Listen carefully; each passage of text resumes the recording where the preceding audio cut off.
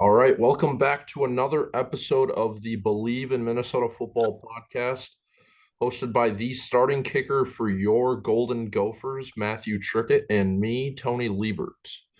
For today's episode, be moving past the bye week and previewing the Gophers' Week 7 matchup at Illinois. We have a few questions from the listeners that we will be answering, and we'll talk about I guess the rest of the Big Ten landscape in a week that the Gophers didn't play. So yeah, I guess we'll just start with some questions. I think most of the Gophers fans' biggest question heading into this game, I think, would be Mohamed Ibrahim's health.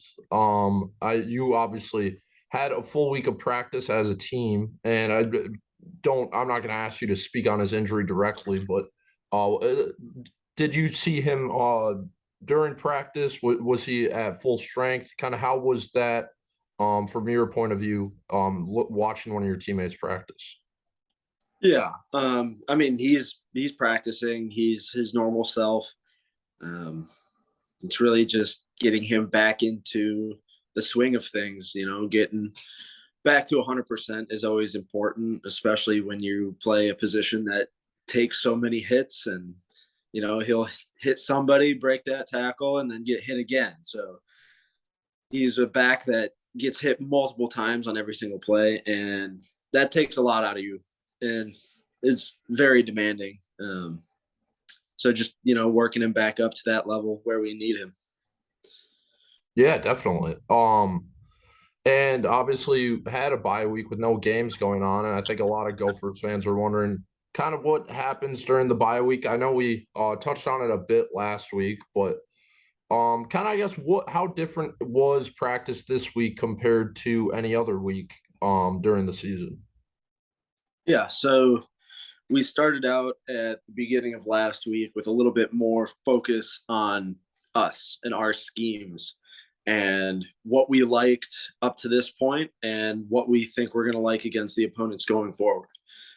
So, a lot more focus on us and different things we can do a little bit better to gain a competitive edge. And then as we progress through the week, we still wanted to watch that Illinois Iowa game to get a few more hints and reads off of Illinois' offense and defense. But we started developing a game plan and started working in things that we know that Illinois is going to do for sure. They're going to hand the ball off a lot to number 2, Chase Brown, and defense is preparing for that. And offense, we know that their front 7 is very solid, and we're going to have to establish a good run game and then open up the pass game. Yeah, you mentioned that Illinois Iowa game. It was kind of all if you had to like predict before the game what was going to happen, it was kind of exactly I guess like the worst case scenario almost. It was just 9-6 game. Obviously a lot of field goals, not many touchdowns. I guess what is the team's early impressions of Illinois? They're obviously having a good year compared to last year. And you guys tripped up against them last year, but they're kind of one of the surprise teams really in the country this year. You mentioned Chase Brown. They have one of the best running backs in the conference, if not the country. Kind of what are the Gophers' first impressions of Illinois kind of looking ahead of next week? Yeah, I mean, back-to-back weeks, Wisconsin and Iowa, and they took on both those challenges. Two very different teams, and they won those away games, so that's not an easy thing to do. They're definitely a good team. They know how to win, and they're a top 25 team now. So I don't think you could really call them a surprise anymore, but they're a good team. So I believe we all know that. And we got, our little surprise 2 weeks ago with Purdue, and we just can't let that happen again. We know that from now on, we're just going to be playing fantastic teams.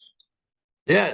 Speaking of Purdue, I'm still shocked that they're not ranked in the top 25. They had another win this week on the road, I think, at Maryland. And I still just think they're one of the more underrated teams in college football this year. They're a really solid football team, and I think as the year goes on, people are going to realize how tough of a game that was last week for you guys, and how tough of a opponent Purdue is. Really, anyone in the Big Ten, if not the country. Yeah. I mean, that's a part of getting off to a rocky start, similar to us last year. We got off to a rocky 2-2 start, and then entering conference play, it was really up in the air of where the season was going to go from there. I feel like that's kind of the same way with Purdue right now. Um, but they've had two conference wins back to back against, us and a really good team in Maryland as well. So, like I said a couple episodes ago, that's kind of Purdue's. That's what they do. They just go in and beat a lot of teams that on paper you don't think they should beat. So there's a lot of season left, and we'll see where they end up. Hopefully a couple more conference losses for them, so we can get back to first in the Big Ten West. But we can just focus on ourselves from now. Yeah, that's a good point. There's a lot of parallels with their season this year compared to your guys' last year, and definitely a team that I think all Big Ten and Gophers fans should be watching. They're, I think, one of the more complete teams in the conference. As for some more questions, I guess. So as you continue to look ahead towards Illinois, how much of a, I guess, motivating factor is it that you guys did lose to them last year, but you have a different team. Illinois has a different team, but still, how much does that factor into? I guess you might not be using it as a team, but in the back of your guys' heads, you obviously know you would like to get some revenge for last year's loss. Yeah, I mean, all the older guys know it. That was a week where we thought we were feeling good, and right after Illinois, we had Iowa. And I don't know if the team last year was looking a bit too far into things and looking more at Iowa than focusing on Illinois. But now we have completely no reason to look past them. They've established themselves this year so far.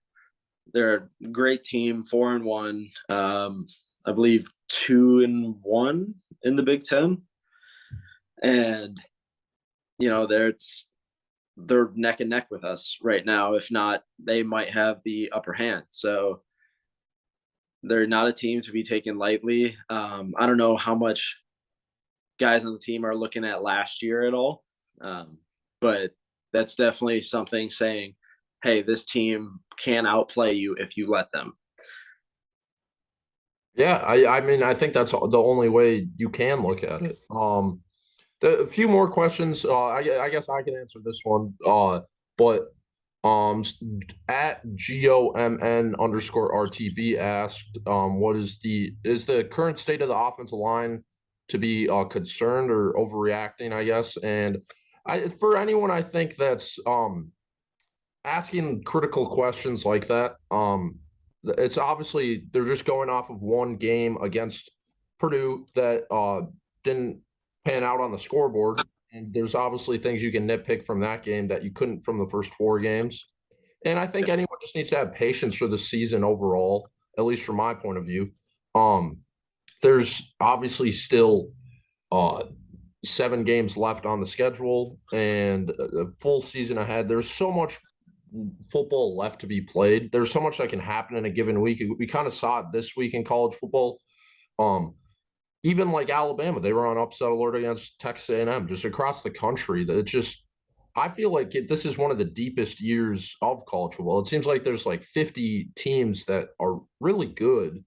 The top might still be the same, but really like teams 4 through like 50 are all like really, really good football teams, I think. And I think as for the offensive line, that's a position group that was a big turnover from last year, and it just takes time to gel. And I think in the first 4 games, we saw how talented that group is, and I don't think there's any concern that they're going to figure it out going forward. Yeah, no, I don't think in any situation or any position you can just panic after 1 week. You know, that's what happens a lot of times in the NFL with kickers, and you see a great kicker get cut. And Yep. then, you know, the Vikings are infamous for what's his name? Daniel Carlson. Daniel Carlson. Yeah. So, you know, you can't overreact to things just yet. I mean, everybody on the team has not questioned it at all. We still fully support all the starting O linemen and, you know, how we're going about things. So I wouldn't panic as a fan unless the team starts panicking, you know? So we're good. We just had some things to clean up, some things to fix, and I think they're going to be rock solid from here on out. Still a lot of tests lie ahead of them, especially this week with a big D line front with Illinois, but I don't think there's any reason to panic. Yeah, I mean, I, I I think that's really all you can do as a fan. And the biggest thing, I think as a fan when you're watching the team is, at least for me, kind of growing up, even as a sports fan, the when you should start to panic is when you see it on players' body language or coaches' body language, and I don't see that watching the Gophers at all. Yeah. You can kind of tell when a team's defeated, and against Purdue, nobody looked defeated, and it just not every game goes your way, and that was just not. Well, we kind of talked about it on that episode. There were just a few moments in that game that if they just bounced the other way, it's a completely different game. Like the touchdown pass bouncing off someone's hands, the short fourth down play. Just was just so many tiny plays in that game that if they go the other way, people are talking about how not every win's pretty, and we survive that game and go on to the next week. So I think people just need to take it 1 week at a time, and take each week like a 1 week championship season. What Coach Fleck preaches, and I think that's really all you can do. Yeah, 100%. And like you can see in the other Big Ten conference games this past week, you know, wins aren't always pretty. You know, you had that Illinois Iowa game that I wasn't able to watch all of it, but from what I heard, what I was seeing, it wasn't all that pretty. Um, but at the end of the year, Illinois won that game. That goes on their record. That helped them jump into the top 25. And, you know, that's what people see at the end of the day, the win or the loss. Even though both teams have major things to improve on. So we got bested against Purdue. Purdue was the better team for that 3.5 hours. And we have to learn from that going forward, that it's just 3.5 hours that counts. You know, we can do everything right leading up to that point, but if we don't show up and perform for those 3.5 hours, that's going to affect us for the rest of the year.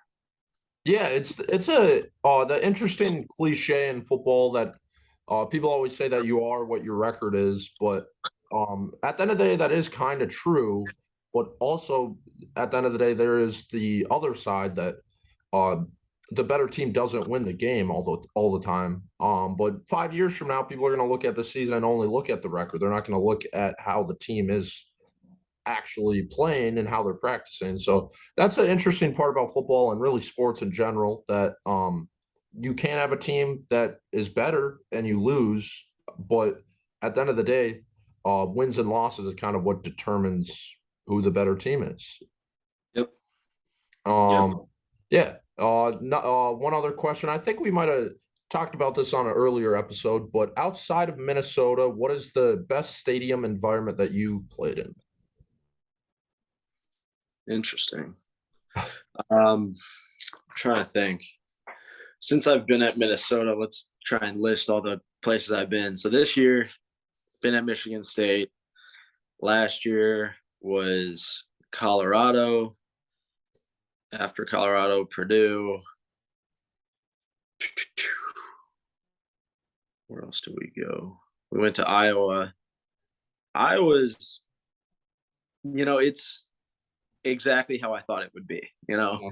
a lot of tension, a lot of competition, a lot of hate for the Gophers. and it wasn't a night game because it was later in the year. I think it was a 3:30 kickoff or 2:30 Yeah. kickoff. Yeah, I think Uh, so.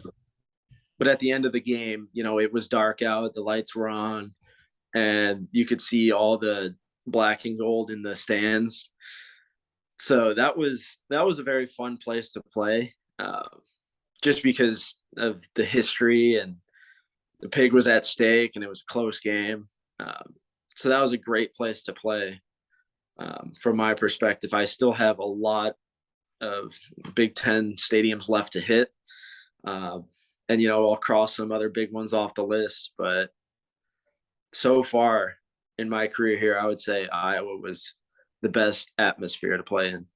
Yeah, I went to that Iowa game last year, and I feel like there's something about the stadium. It almost feels like the fans are kind of like on top of you, just the way the field's kind of designed. It is one of the cooler. I mean, I haven't been to that many college football stadiums, but it deserves the praise it gets as one of the better environments in at least the Big Ten. I think any Gophers fan should at least try to make it out to a game there. It is fun. For as much as Minnesota fans hate Iowa. They do have a nice stadium, but when you were at Kent State, what was the toughest place that you played in? Um, I would probably say Penn State. That was my freshman year, and at that point, I was just kicking, and then we had our two punters go down. So then I was the third string punter Wow. and had to start. That was my first game starting as a punter, was against Penn State at Penn State. And you would think Penn State noon game against, a small group of five school wouldn't draw that large of a crowd, but they showed the attendance, I think midway through the third quarter, and it was 106,000 people. And I was just kind of amazed. As a true freshman, I was, trying to take it all in, but still kind of amazed by the atmosphere that college football provides. Yeah, it is crazy. Every Saturday, fan bases like that. They show out no matter who they're playing. Um, when you're looking at, I guess, yesterday when you're watching Sunday football, another question we had: do you follow any of your like former teammates, kind of see how they are playing? I know last year, obviously, guys like Kokeeft and Boye Mafe, but do you keep track of kind of how they're doing on a Sunday? Oh yeah, all the time. And we have the TVs going on in the players' lounge, in the training room, and whenever we have 15 minutes between meetings or something, we're going to those places to sit down for a little bit and check in on those teams that are playing. Sometimes you'll have teams that don't have any Gophers on them, so then we're quickly flipping through channels trying to find one that we can watch to support our guys. But yeah, we love doing that. I love seeing the guys that and the characters that they are just go out there and have fun and perform. Yeah, I mean that's kind of football. You kind of build a brotherhood, obviously, as teammates, and seeing them succeed at the next level has to be kind of rewarding. It is. It is. Not even, you know, you'll look at different programs and coaches and what kind of NFL talent they produce, but you know, it's also about that brotherhood that you mentioned. Um, just having guys special like that with the ability to play in the NFL, um, and just being able to say, "Yeah, I know that guy," or something like that. And obviously, everyone in the room when we're watching knows that guy, but um, it's fun. I mean, we take pride in each other's success. Yeah, I mean, we kind of touched on it last episode with Parker Fox. When you grow up as a sports fan, you obviously don't really know any of the people on the team, but when you get older and you start building relationships, obviously as a player like you guys, and you start having friendships with people on the team, it when you're watching on TV, it has to be kind of it's weird because you grew up as a kid kind of idolizing them. Yeah, yeah, it's still that fanboy mentality of, Yeah. oh my God, like I know that guy. He's so good. I love watching him play. And then you're also thinking about the memories that you had with that guy, and just how they're just people like you and me. Yeah. It's that weird balance of they're just a person, but at the same time they're exceptionally gifted, and love watching them do what they love to do. Yeah, exactly. I guess kind of now going away from the questions and kind of into how the rest of the Big Ten fared last week. I know we touched on the Illinois Iowa game that Illinois came on top 9-6 in Champaign. Nebraska took down Rutgers on the road. That was a Friday game. Ohio State kind of dominated Michigan State. Kind of one of the surprise teams of the year, kind of how down Michigan State is, but Purdue beat Maryland in a close one on the road. Wisconsin kind of got back on track with a dominating win over Northwestern, and then Michigan was kind of struggling against Indiana for about half that game, and then they kind of pulled away at the end.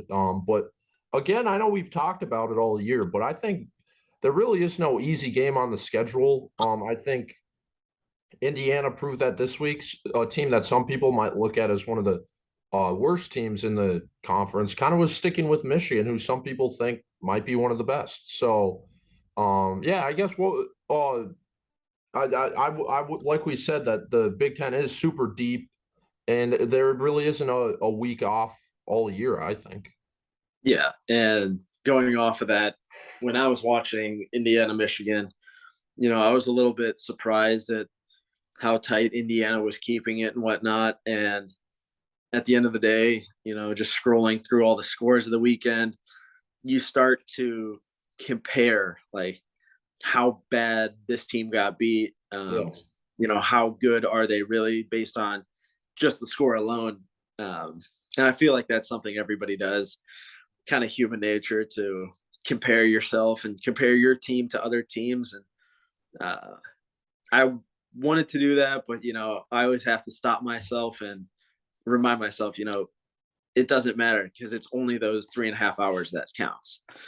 Um, and if I were to do that, then by that logic, we're a lot worse than Purdue, and FAU kept it closer with Purdue than we did, so FAU is better than us type deal, which we all know is not true. That's not the case, but that's how people like to think, fans like to think, and that's how lines get set and favorites get picked and stuff like that. So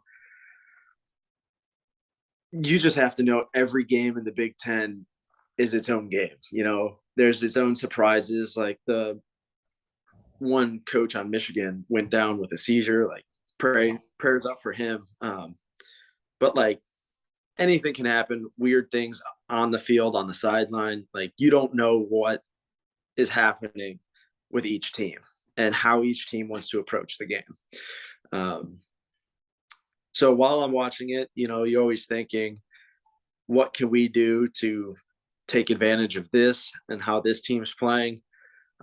But at the end of the day, you don't exactly know what you're getting yourself into until you step out on that field that next Saturday.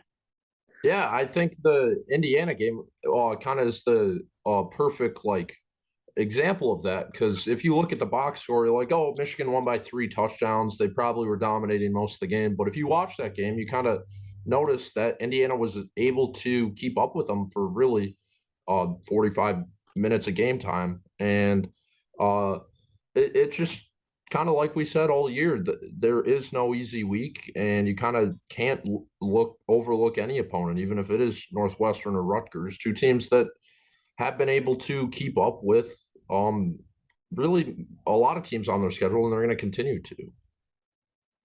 Yeah, yeah, Oh, and I know a lot of teams are very emotional and will use emotions to drive how they perform.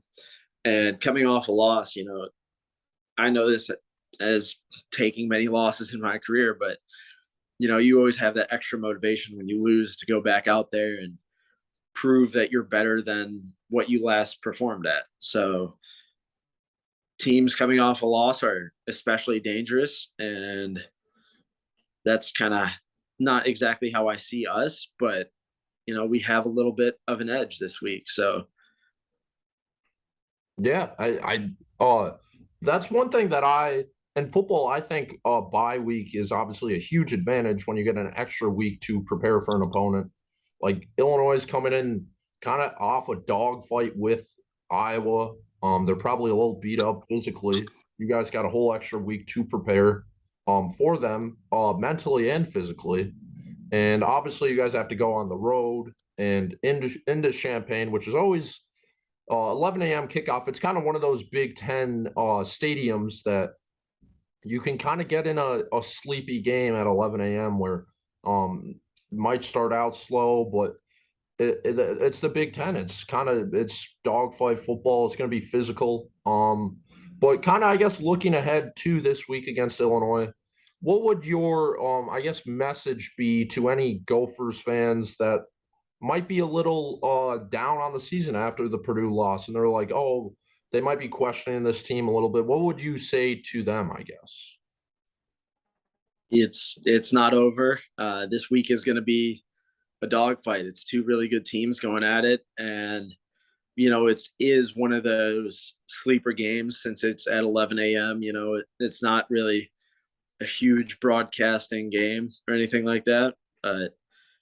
It's going to be two really good teams going at it, and this game is a championship season, like truly.